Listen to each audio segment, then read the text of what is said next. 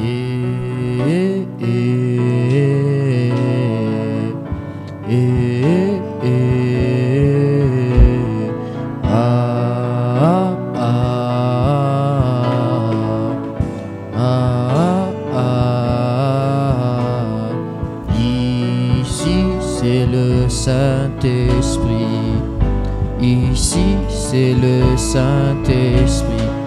Ici c'est le Saint-Esprit. Ici c'est le Saint-Esprit. Ici c'est le Saint-Esprit. Ici c'est le Saint-Esprit. Ici c'est le Saint-Esprit. Ici c'est le Saint. Avec l'Église. Ici c'est le Saint-Esprit. Ici c'est le Saint-Esprit.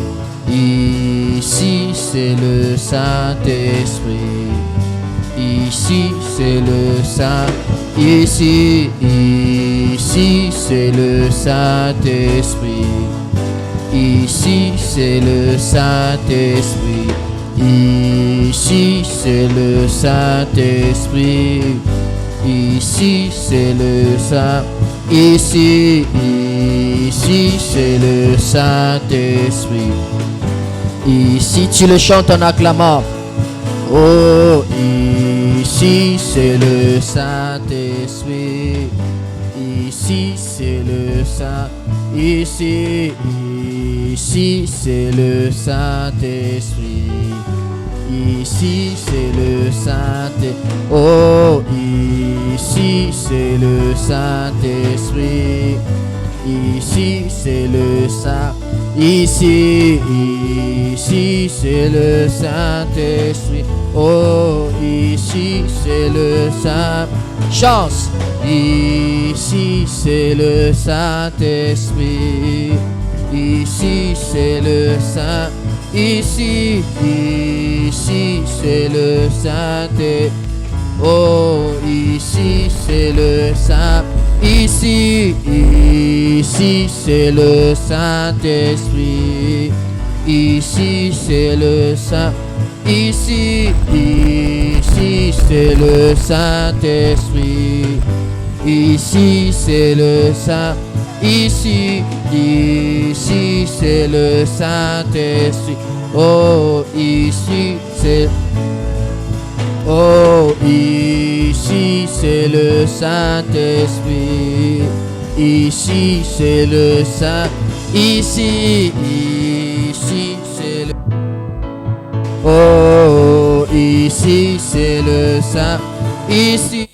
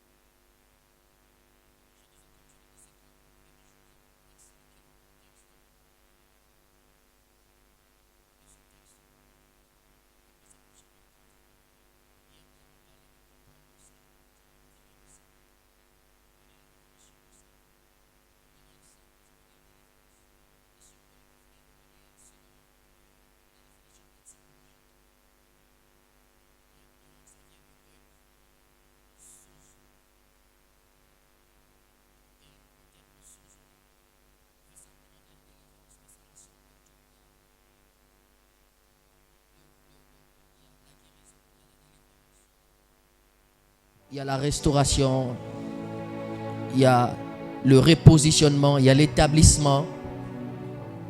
Alléluia. Il y a tout dans Sozo. Alléluia. Et aujourd'hui, avant de répondre à la question de savoir pourquoi c'est seulement le nom de Jésus qui répond aux besoins de salut, ou encore avant de parler du nom de Jésus-Christ, qui est une réponse à ce besoin du salut, nous voulons répondre à la question de savoir pourquoi nous avons besoin d'être sauvés, premièrement. Et nous allons aussi répondre à la question de savoir de quoi nous sommes sauvés. Alléluia. Pourquoi nous avons besoin d'être sauvés? Quand quelqu'un naît sur la terre, il vient sur la terre. Pourquoi il a besoin d'être sauvé? Pourquoi il a besoin de croire en Jésus pour être sauvé? On voit un homme qui débarque sur la terre, il est libre. À l'œil nu comme ça, on ne sait pas voir que cette personne est liée. Mais pourquoi à peine l'enfant est en train de naître, dans la suite du temps, on dit qu'il a besoin d'être sauvé? Il est considéré païen, comme quelqu'un qui est destiné à la perdition. Le texte que nous avons lu depuis le lundi, de Il n'y a de salut en aucun autre nom, Actes des Apôtres chapitre 4, le verset 12. Aujourd'hui, avant de comprendre pourquoi nous avons besoin d'être sauvés, il faut d'abord comprendre la condition de l'homme sans Dieu. Alléluia. Quelle est la condition de l'homme sans Dieu?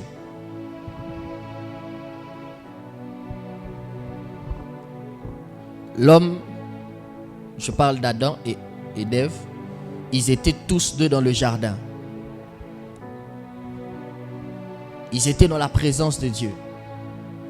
Mais qu'est-ce qui va arriver? C'est que l'homme va toucher à l'arbre interdit, au fruit de l'arbre interdit. Il va toucher à l'arbre de la connaissance du bien et du mal. Et cette fois-ci, cet homme a été chassé du jardin. Romain est en train de le dire, tous ont péché, Romains chapitre 3, le verset 23, et sont privés de la gloire de Dieu. Tous ont péché, là c'est Adam. Romains chapitre 5, on parle aussi, c'est que le péché est entré par un seul homme. C'est par Adam que le péché a été introduit dans l'humanité. Et puisque nous tous, nous sommes descendants d'Adam, nous sommes sortis d'Adam, automatiquement, ce péché-là nous est imputé. Et nous entrons dans la liste de ceux qui sont dirigés vers la perdition. Mais regardez, Éphésiens chapitre 2 est en train de nous parler de la condition d'un homme sans Dieu. La première des choses qui est arrivée à l'homme, quand il a péché, quand il a décidé de vivre indépendamment de Dieu, quand il a cessé de dépendre de Dieu, la première des choses qui est arrivée, Éphésiens chapitre 2, du verset 1er au verset 2e. Vous étiez morts par vos offenses et par vos péchés dans lesquels vous marchiez autrefois. Il conjugue au passé, n'est-ce pas? Vous étiez morts. Par quoi? Par vos offenses, par vos fautes et par vos péchés. Offense et péché, ce n'est pas la même chose. Alléluia. Alléluia. Vous étiez morts par vos fautes et par vos péchés. Offense, d'abord péché. C'est ce qui est écrit noir sur blanc dans la Bible. Tel, c'est un péché. Telle autre chose, c'est un péché. Offense, c'est le type de péchés qui ne sont pas écrits noir sur blanc dans la Bible, mais que la loi de Dieu réprime, que la loi de Dieu n'autorise pas. C'est comme ça qu'il dit que vous étiez morts par vos offenses et vos péchés. Parce qu'il y a des gens, ça c'est une parenthèse, c'est que pour qu'ils reconnaissent qu'il est dans le péché, il faut qu'il voie son péché être écrit noir sur blanc dans la Bible. C'est comme ça que l'apôtre Paul est en train de corriger ça. Il dit, par vos fautes, ce qui n'est pas écrit noir sur blanc dans la Bible, et par le péché, ce qui est écrit noir sur blanc dans la Bible. L'apôtre Paul est en train de dire dans Galates chapitre 5, à partir du verset 16, marchez selon l'esprit et vous n'accomplirez pas le désir de la chair. Les désirs de la chair sont contraires à ceux de l'esprit et ceux de l'esprit sont contraires à ceux de la chair. Et il cite les désirs de la chair. À la fin, il conclut en disant, quand il cite les désirs de la chair, il dit les œuvres de la chair, il dit et les choses semblables. Quelles sont ces choses semblables? Alléluia. Et les choses semblables. Est-ce qu'on a cité l'homosexualité? Mais ça fait partie des choses semblables. Est-ce qu'on a cité la polygamie? Ça fait partie des choses semblables. Alléluia. Il dit, vous étiez autrefois morts par vos péchés, par vos offenses dans lesquelles vous marchiez autrefois. Ça, il parle aux chrétiens d'Éphèse. Selon les trains de ce monde. Alfred Cohen dit, vous étiez spirituellement morts à cause de vos fautes et de vos péchés. Lorsque vous vous laissiez emporter par le courant de ce monde, toute votre manière de vivre et votre comportement était modélé par les habitudes du monde. En effet, vous obéissez à Satan. Ici, il dit, vous marchez autrefois selon les trains de ce monde et selon la puissance de l'air. Ici, il précise. En effet, vous obéissez à Satan, qui règne en maître sur l'atmosphère spirituelle que nous respirons et qui influence la mentalité ambiante. Vous viviez dans la dépendance des esprits mauvais qui accomplissaient leurs œuvres en vous. Vous imaginez? Un homme qui est séparé de Dieu. On donne les caractéristiques. Vivant dans la dépendance de quoi? Des esprits mauvais qui accomplissaient leurs œuvres en vous, comme ils le font encore en ceux qui refusent d'entrer dans les plans de Dieu. Il dit, vous là, vous êtes maintenant épargnés. Mais les mêmes œuvres que les diables accomplissaient en vous, il les accomplit jusqu'au jour d'aujourd'hui sur ceux qui refusent d'entrer dans les plans de Dieu. Entrer dans les plans de Dieu, c'est accéder au salut. C'est ce qu'Alfred Cohen est en train de dire ici. Ça veut dire que quand vous lisez ce texte, vous vous rendez compte que la première condition d'un homme qui est séparé, d'un homme qui vit sans Dieu ou d'un homme qui est séparé de Dieu, que dis-je? La première condition d'un homme qui vit sans Dieu, c'est qu'il est séparé de Dieu. Un homme qui vit sans Dieu, il est séparé de Dieu. Et c'est ce que la Bible est en train de nous décrire. Toute personne n'ayant pas reçu le Seigneur Jésus-Christ comme son Seigneur et Sauveur, il est décrit spirituellement comme un homme séparé de Dieu. Il dit parmi lesquels vous marchez autrefois. Ça veut dire que nous aussi autrefois, nous étions de ceux-là qui étaient séparés, loin de Dieu. J'aime Jean, le chapitre 15. C'est qu'il est en train de dire. Il dit, Jean chapitre 15 au verset 1er, je suis le vrai cep et mon père est le vigneron. Il dit, tout sarment qui est en moi et qui ne porte pas de fruits, il le retranche. Et tout sarment qui porte de fruits, il les monte afin qu'il porte encore plus de fruits. Déjà, vous êtes purs à cause de la parole que je vous ai annoncée. Demeurez en moi et je demeurerai en vous. Comme le sarment ne peut porter le fruit si il ne demeure attaché au cep, ainsi vous ne le pouvez non plus si vous ne demeurez en moi. Il dit, je suis le cep et vous êtes le sarment. Celui qui demeure en moi et en qui je demeure porte beaucoup de fruits. Car sans moi, vous ne pouvez rien faire. Un homme séparé de Dieu, c'est Jésus qui est en train de le dire. Il est comme un sarment. Quand on parle du sarment, on parle de la branche qui est attachée à l'arbre. Alléluia. C'est comme une branche qu'on a détachée de l'arbre. Et si vous débranchez cette branche-là de l'arbre, la partie de cette branche qui est détachée de l'arbre ne peut plus porter de fruits. C'est ainsi qu'un païen, il y a des fruits qu'il ne peut pas porter. N'attendez pas du païen qu'il porte les fruits de l'esprit. Il est détaché de Dieu. Il ne peut pas porter ça. Alléluia. Et un homme détaché de Dieu, il ne peut reproduire ce qui est de Dieu. Il ne peut reproduire la vie de Dieu. C'est comme ça qu'un païen ne peut pas reproduire la vie de Dieu. Et quand on devient chrétien, ce qui arrive, c'est quoi? C'est que nous commençons à reproduire la vie de Dieu. Mon pasteur dit toujours, l'homme est comme un arbre renversé, dont les racines se trouvent au ciel.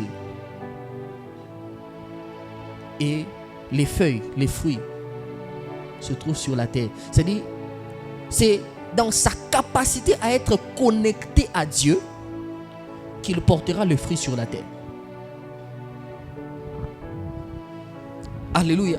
Si vous voulez être une personne qui manifeste le fruit de Dieu, qui manifeste la vie de Dieu, la seule condition, c'est de vous connecter davantage à Dieu.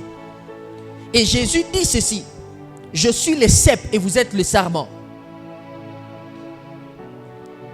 Et il dit, comme le sarment ne peut de lui-même porter de fruits, de vous-même, vous ne pouvez pas manifester la vie de Dieu. Et il dit, demeurez, ne vous détachez pas.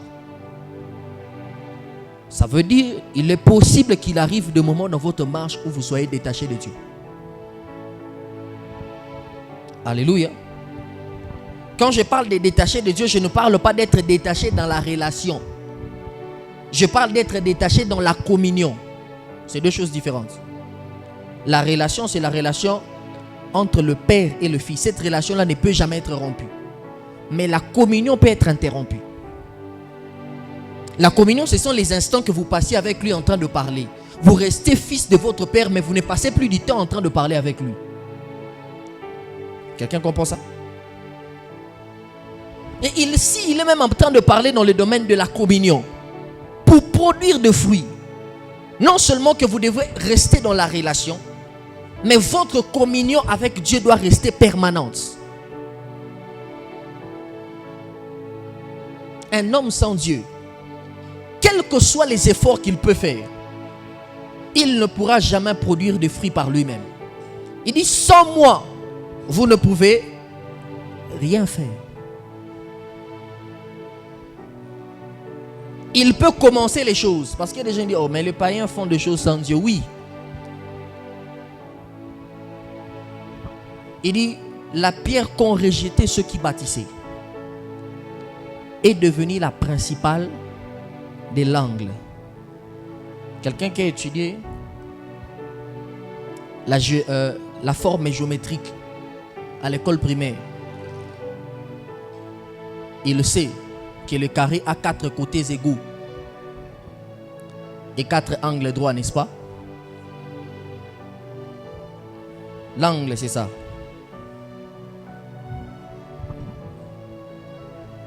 C'est quand la droite horizontale et la droite verticale se croisent en un point. C'est ce qu'on appelle l'angle. Et il dit, la pierre qu'ont rejetée ceux qui bâtissaient est devenue la principale de l'angle. C'est-à-dire, il est en train de donner un exemple. Je crois que c'est Pierre qui est en train de parler. C'est un peu comme ça. 4 angles droits. C'est-à-dire, il dit, avec Dieu, vous pouvez commencer des choses, mais vous allez arriver à un certain moment où vous n'aurez pas la possibilité de trouver l'angle. Parce que c'est grâce à Jésus, celui qui est la pierre principale, qui crée l'angle. Sans lui, il n'y aura pas d'angle. C'est-à-dire, ils étaient là en train d'évoluer dans une direction.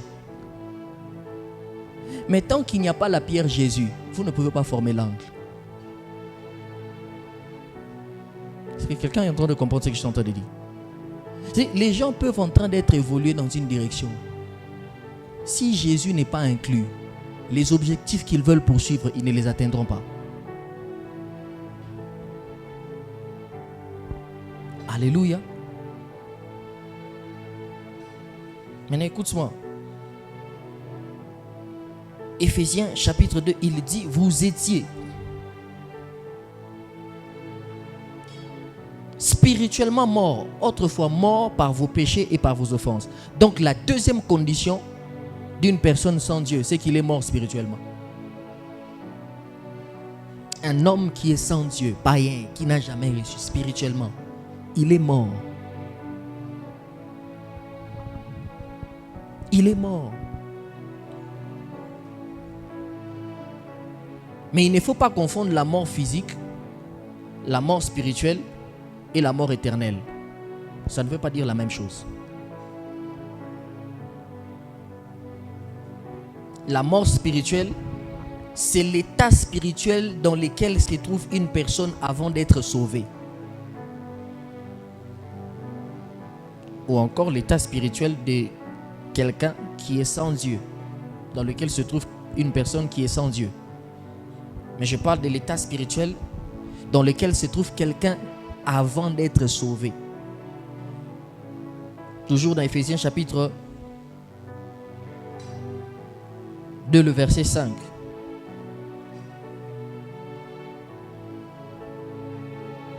Avant de prendre Jean chapitre 5, le verset 24. D'abord prenons Jean chapitre 5, le verset 24. En vérité, je vous l'ai dit.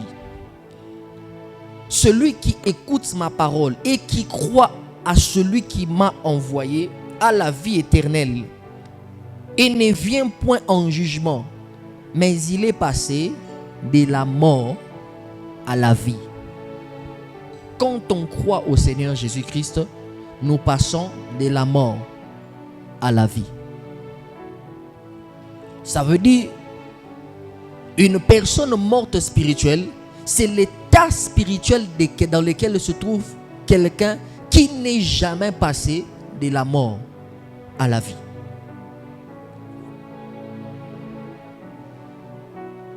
C'est comme ça qu'un homme a dit, un homme sans Dieu, il existe, mais il n'a pas encore commencé à vivre. Alléluia. Tu peux exister, mais sans commencer à vivre. C'est un peu comme l'état dans lequel Adam était quand il était formé de la poussière. Il a fallu que Dieu souffle de ses narines pour que l'homme devienne une âme vivante. Donc il a commencé à vivre quand le souffle de Dieu est entré en lui. Quelqu'un comprend ça? Donc une personne est considérée morte spirituellement tant qu'elle n'est pas encore en Christ.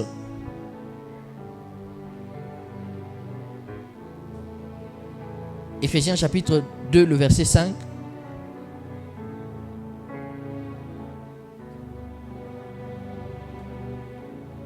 Nous étions morts par nos offenses.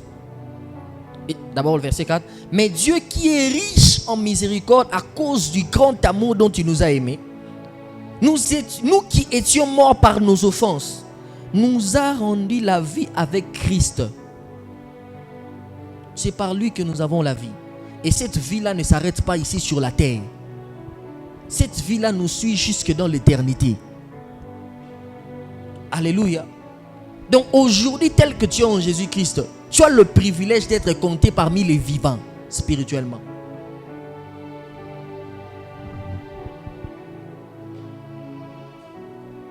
La mort éternelle, c'est le jugement éternel qui s'abat ou qui tombe sur ceux qui n'ont jamais été rendus spirituellement vivants. c'est le jugement éternel. Ça, c'est la mort spirituelle. La mort éternelle, c'est le jugement éternel qui s'abat sur des personnes qui n'ont jamais été rendues spirituellement vivantes. C'est le jugement qui tombe sur ceux qui ne sont jamais pendant leur vie passés de la mort à la vie. Ainsi, quelqu'un qui est mort spirituellement, dans la fin des temps, il connaîtra la mort éternelle. La mort éternelle, ce n'est pas pour les chrétiens. Tu as le privilège aujourd'hui. Je suis déjà en train d'entrer dans pourquoi est-ce que nous sommes sauvés. Apocalypse chapitre 2, le verset 20. Chapitre 20, le verset 10. Il dit ceci. C'est Jean qui est en train de parler. Et le diable qui les séduisait fut jeté dans les temps de feu et de soufre en enfer, où sont la bête et les faux prophètes. Ils sont tourmentés jour et nuit au siècle des siècles. Le verset 14. Et la mort et les séjours de mort furent jetés dans les temps de feu. C'est la seconde mort. C'est la seconde mort. C'est-à-dire non seulement que tu es en Christ, tu es mort spirituellement, mais la seconde mort, ce qu'on appelle la mort éternelle. Et le chrétien en Christ ne connaîtra jamais de seconde mort. Ou est-ce que je parle à quelqu'un? J'ai dit, celui qui est en Christ ne connaîtra jamais de seconde mort.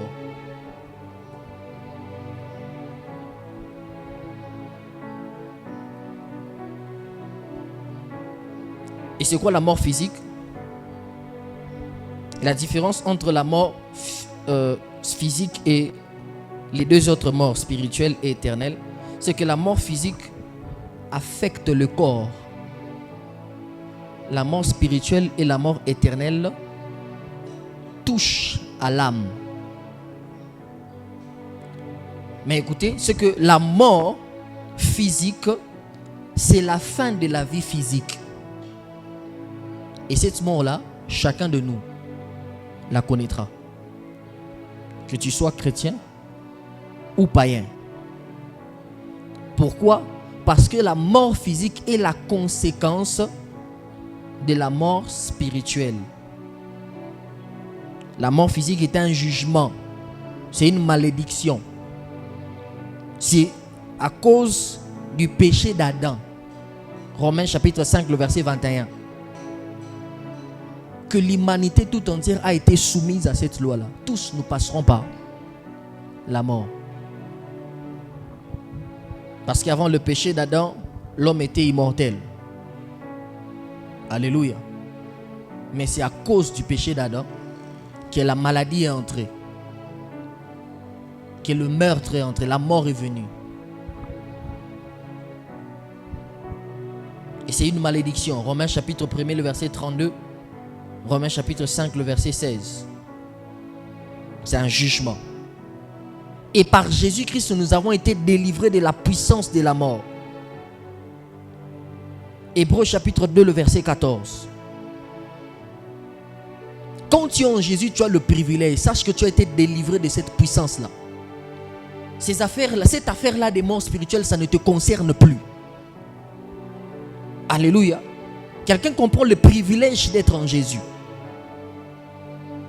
Mais quand tu n'es pas en Jésus, tu es encore mort spirituellement. Tu es un cadavre spirituel.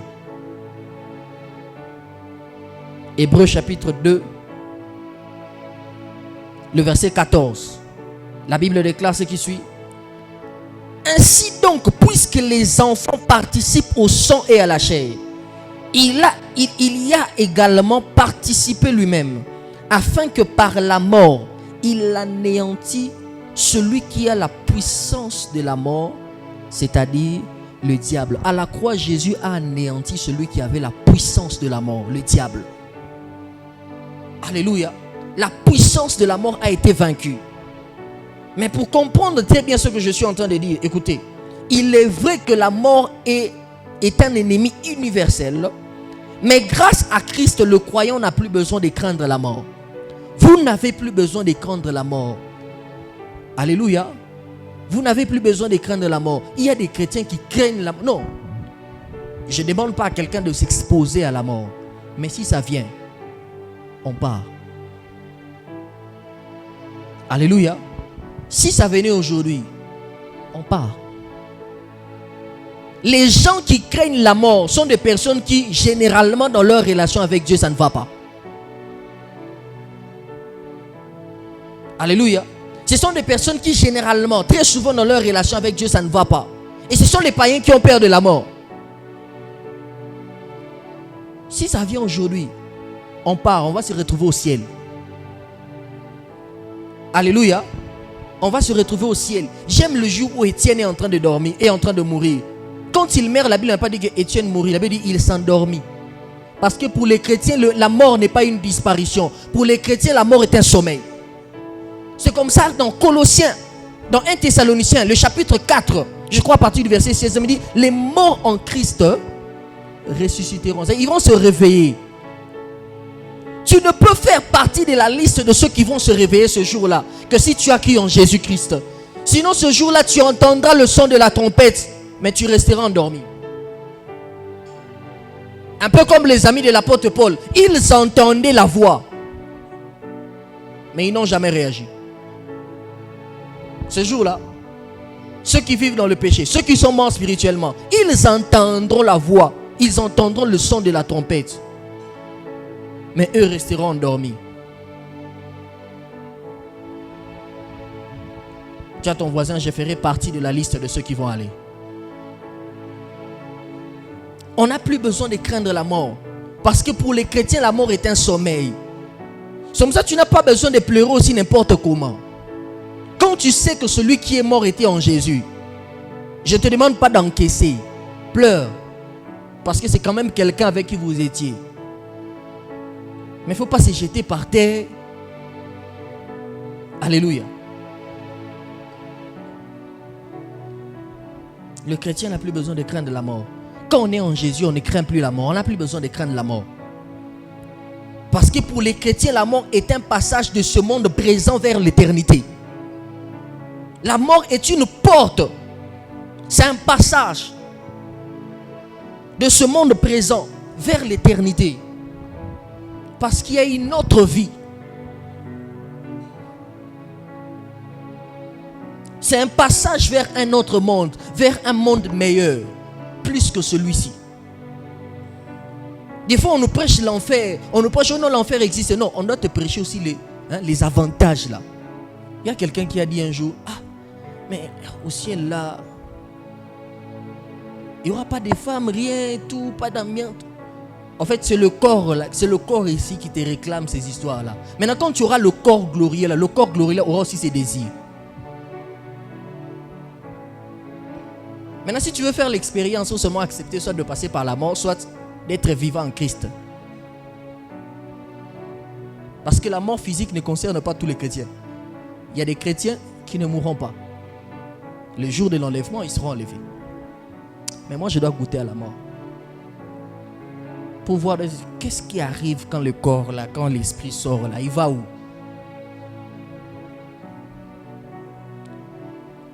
Là, je me tiendrai juste à côté du cercueil, là. Quand quelqu'un pleure mal, là, je le fais ça. Toi, pleure bien. Toi, tu ne pleures pas. Malheureusement, tu ne me verras pas. Alléluia. Pour le croyant, la mort est un gain. Et l'apôtre Paul est en train d'en parler. La mort est un gain. Hébreux chapitre 9, le verset 27. Il est réservé aux hommes de mourir une seule fois. Après quoi vient les jugements. Mais l'apôtre Paul dit que la mort est un gain. Elle permet aux chrétiens de passer du monde actuel vers un monde meilleur. Il y a un monde beaucoup plus meilleur que celui-ci. Alléluia. Il y a un monde beaucoup plus meilleur que celui-ci. Et on peut échapper à la mort éternelle. On peut même sortir de la mort spirituelle et devenir vivant en Christ lorsque nous croyons en ce nom. Pour les chrétiens, la mort n'est pas une disparition, mais le passage vers un autre monde. Quelles que soient les circonstances tragiques qui entourent votre départ. Même si vous êtes mort par accident, par crash, on n'a plus retrouvé votre corps. Si vous étiez en Christ, on va se retrouver au ciel. Parce qu'il y a des gens qui disent, comment un chrétien peut mourir d'une telle mort? Papa, maman, Paul, Pierre est mort, on a décapité.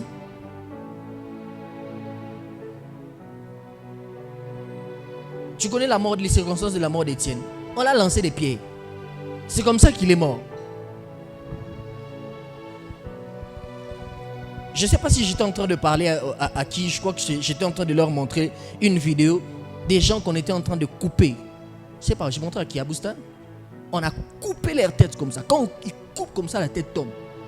Des chrétiens qui étaient allés évangéliser, des missionnaires qui sont allés évangéliser en islam, dans des pays musulmans. On a coupé la tête.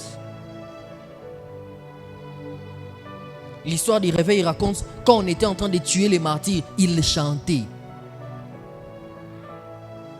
On leur jetait dans la fosse aux lions pendant qu'ils étaient en train d'aller dans la fosse aux lions pour que les lions leur mangent. Ils étaient en train de chanter. Et ceux qui restaient à l'extérieur pour se poser des questions, comment ils sont en train d'aller vers la mort? Mais ils sont en train de chanter. L'espérance. Je parlerai de ça aux affermissements. L'assurance du salut que nous avons en Jésus. Et pour atteindre ce niveau, il faut avoir l'assurance du salut. Que quelles que soient les circonstances dans lesquelles je peux mourir, je me retrouverai au ciel. Pour le chrétien, la mort, c'est l'entrée dans la présence du Seigneur. C'est s'en aller vers le Seigneur. Nous en allons vers le Seigneur. Jésus même dit, quand il est en train de mourir, il dit, Père, je remets mon esprit.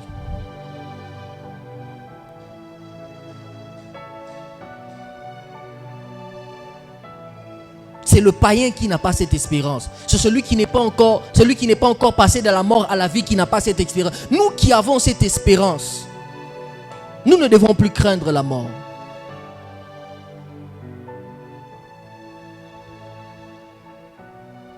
Celui qui attend le jugement éternel, la condamnation, c'est le païen. Jean chapitre 3, le verset 36.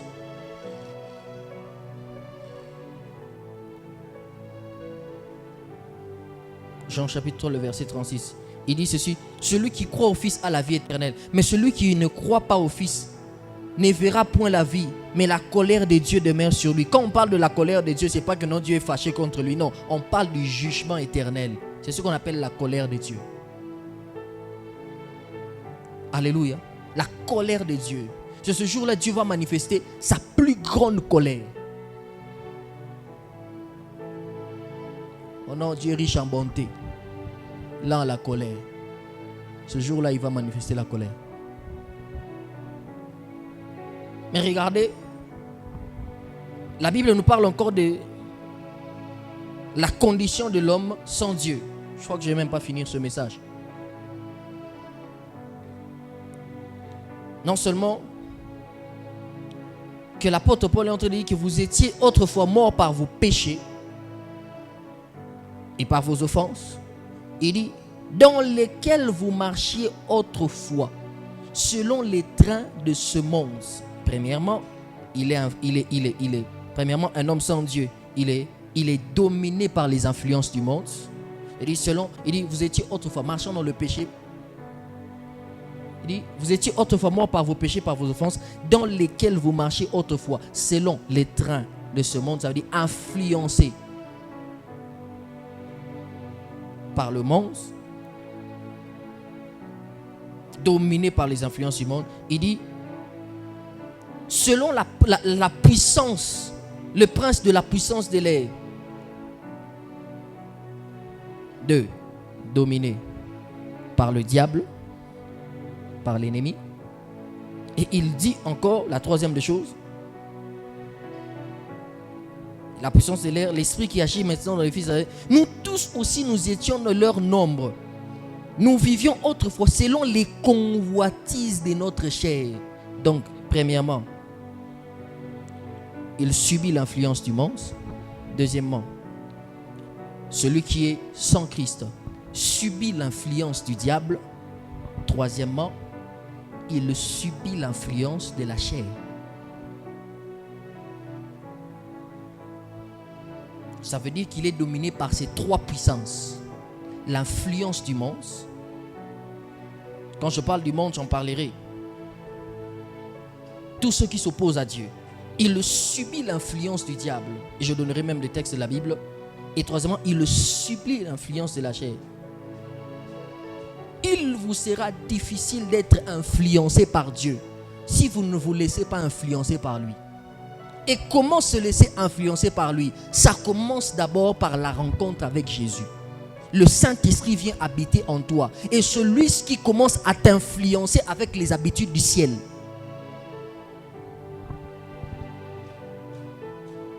Et quatrièmement, l'homme qui est sans Dieu, il est privé du salut et il subira la condamnation. Romains chapitre 3, le verset 23. Tous ont péché, sont privés de la gloire de Dieu.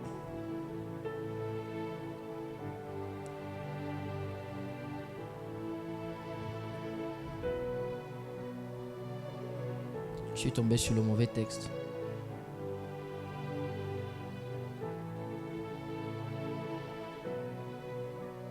Car tous ont péché, sont privés de la gloire de Dieu. Subit le jugement. Celui qui est sans Christ, sans Dieu, non seulement qu'il est mort spirituellement. 2, il subit l'influence de la chair. 3, il subit l'influence du monde. 4, il subit l'influence du diable, du monde des ténèbres. 5, il est privé de salut. Il subira la condamnation. Le jugement de Dieu s'abattra sur lui.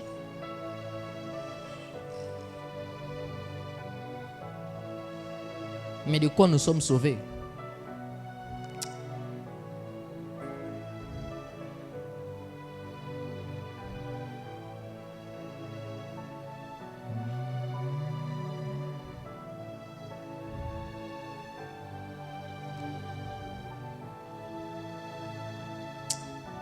Premièrement, nous sommes sauvés du péché originel qui nous avait séparés de Dieu et qui nous avait placés loin de Dieu.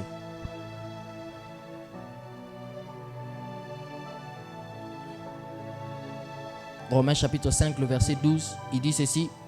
C'est pourquoi par un seul homme le péché est entré dans ce monde et par le péché la mort, et qu'ainsi la mort s'est rendue sur tous parce que tous ont péché. Ce passage montre comment est-ce que le péché s'est introduit dans le monde. Le verset 18.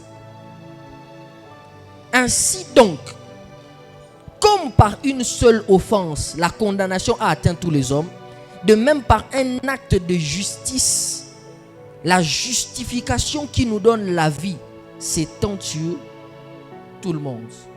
C'est le péché originel qui nous séparait de Dieu. Le péché originel qui faisait en sorte que nous soyons condamnés. Il dit c'est à cause de Jésus, de cet acte de justice, que la justification a affecté, nous a tous affectés.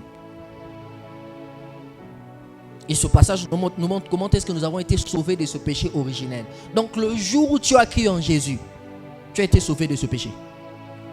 Même le bébé est concerné par ce péché. Même si le bébé n'a jamais péché, le péché originel le concerne. Je ne vais pas revenir sur la question que j'avais posée sur les affermissements. Où vont les bébés? Les morts-nés. Mais je parle d'un bébé qui est né, qui a grandi. C'est de lui, c'est d'eux que ça concerne.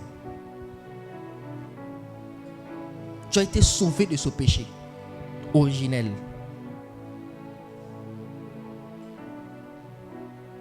Deux, de quoi nous sommes sauvés? Nous sommes sauvés du système de ce monde. Arrachés du système corrompu. Galates chapitre 1er, le verset 4. Accordez-moi 5 minutes de plus, je veux finir.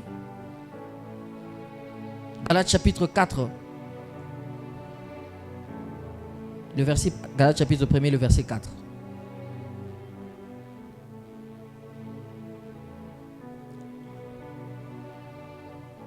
Je commence à partir du verset 1er. Paul, apôtre, non de la part des hommes, ni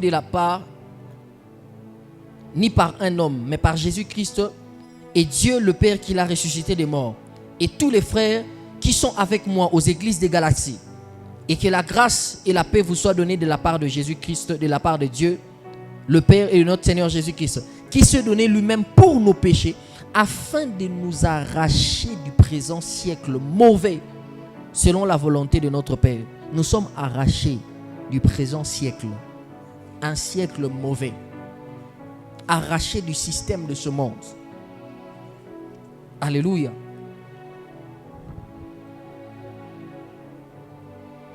Et afin de nous expier, pour nous expier nos péchés, afin de nous délivrer de ce monde dominé par les mal et nous arracher de la perversité du temps présent.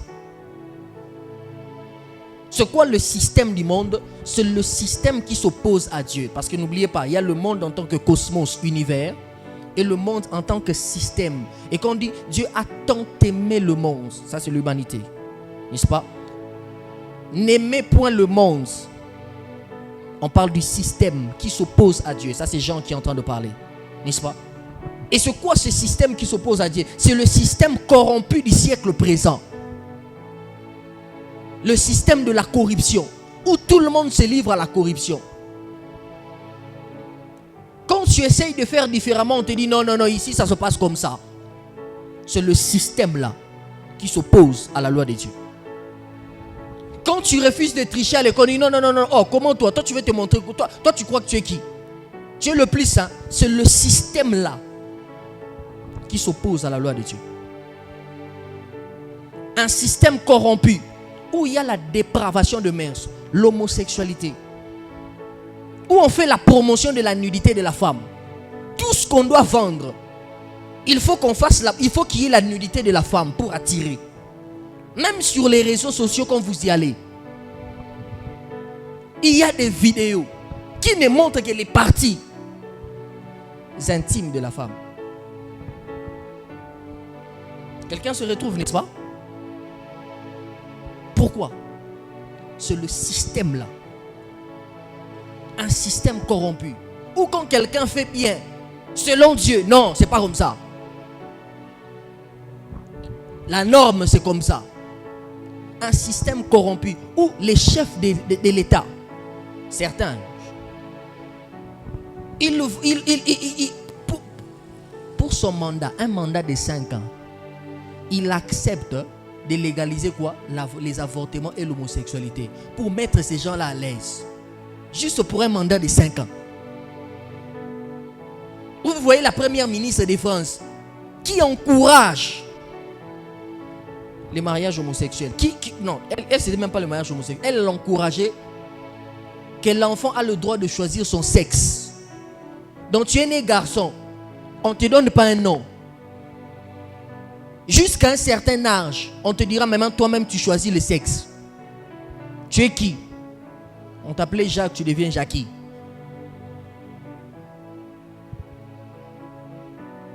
Fidèle, il est devenu Fidéline.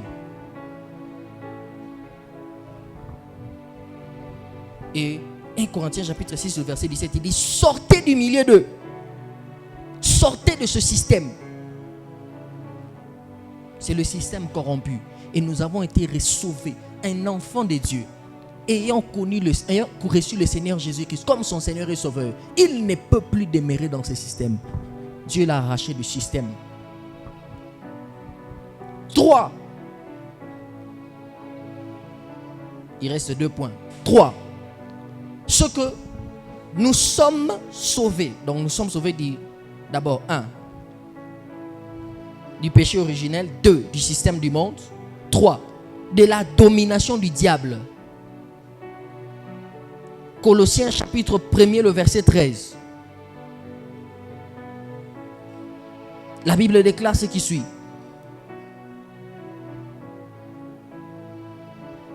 Rendez grâce au Père qui vous a rendu capable d'avoir un héritage des saints dans la lumière et qui nous a délivrés de la puissance des ténèbres. À quel moment nous étions sous la puissance des ténèbres?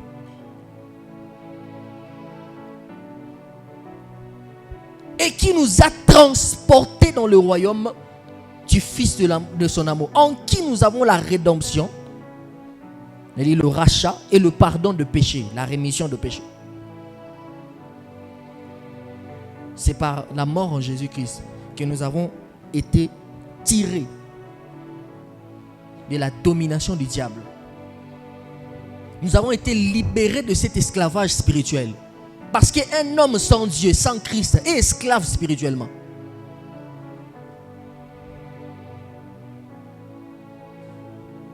Les gens ne font pas le mal parce qu'ils se plaisent, mais parce qu'ils sont contraints par la force qui agit derrière eux, le diable.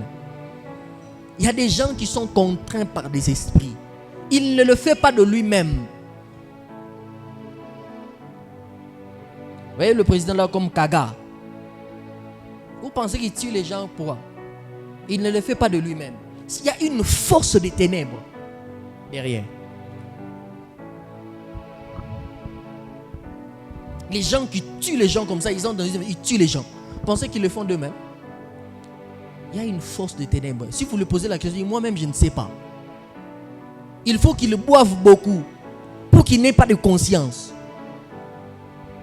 Si vous lui donnez une âme comme ça, peut-être qu'il ne va pas tirer. Mais quand l'esprit là vient, comme ça venait chez Samson, ça partait, ça revenait. Mais pour Samson, c'était dans le bon sens. C'est quand l'esprit là venait qu'il peut faire du mal que lui-même il ne peut pas imaginer.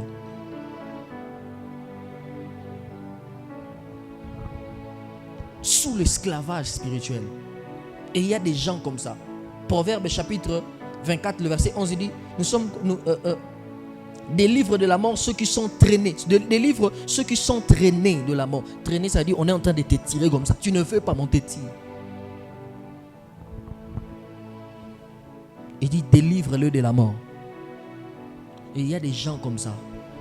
Ils sont sous la puissance des ténèbres. Même quand ils ne veulent pas.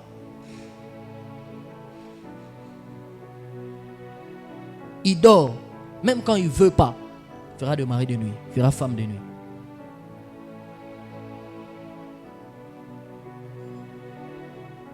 Les gens ne font pas du mal par eux-mêmes. Les païens, ils ne font pas du mal par eux-mêmes. Ils sont contraints par des puissances des ténèbres. Avant-dernière chose, c'est que nous sommes sauvés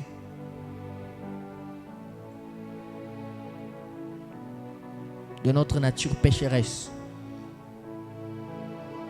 Romains chapitre 7, le verset 24 à 25.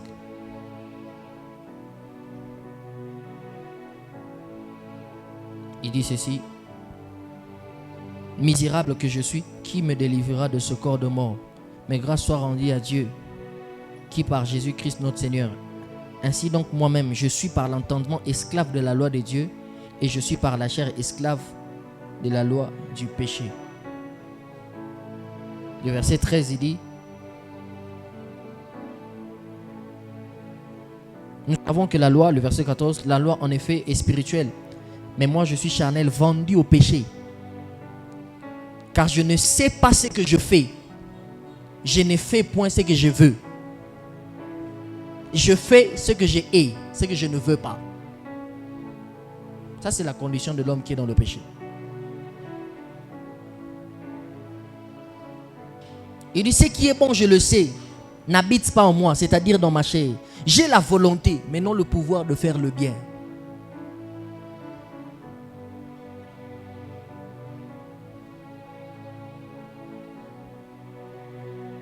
Et c'est par Jésus que nous sommes libérés de la force du péché et de la chair. Libérés de la force du mal qui habite en nous. Les influences de la chair. Dernier point, c'est que nous sommes libérés, nous sommes sauvés de la colère à venir, du jugement. 1 Thessaloniciens chapitre 5, 9 à 10. Nous étions destinés à mourir, mais par Jésus, nous sommes sauvés. Donc si tu veux comprendre l'importance du salut, dans quoi tu as été sauvé? Voici le privilège que tu as. Tu as été sauvé du péché originel. Ça ne te concerne plus.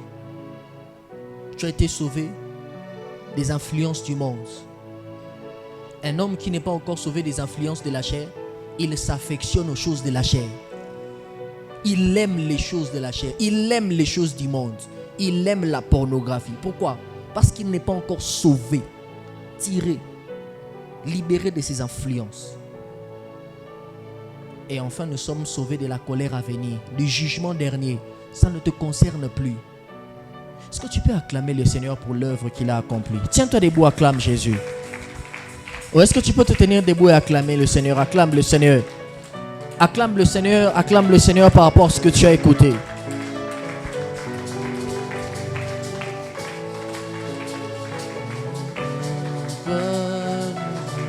Acclame le Seigneur, acclame-le Seigneur. Voilà pourquoi toute ma confiance est en toi. Alors que nous apportons les paniers des offrandes. Oh, voilà pourquoi toute ma confiance est en toi. Je sais que la colère à venir ne me concerne pas. Pourquoi toute ma confiance est en toi. Je sais que je ne suis plus concerné par la mort éternelle. Voilà pourquoi. Je sais que lorsqu'on est en Christ, c'est fini. J'ai l'espérance de vivre une vie dans l'éternité. Voilà pourquoi toute ma confiance. Je ne peux pas placer ma confiance dans ce monde, parce que ce monde va périr. Là pourquoi toute ma confiance. Je ne peux pas placer ma confiance sur la chair. Voilà pourquoi toute ma confiance. Approche-toi avec ton offrande. Nous sommes en train d'offrir le Seigneur sous cette atmosphère. Oh, voilà pourquoi toute ma confiance est en. Voilà.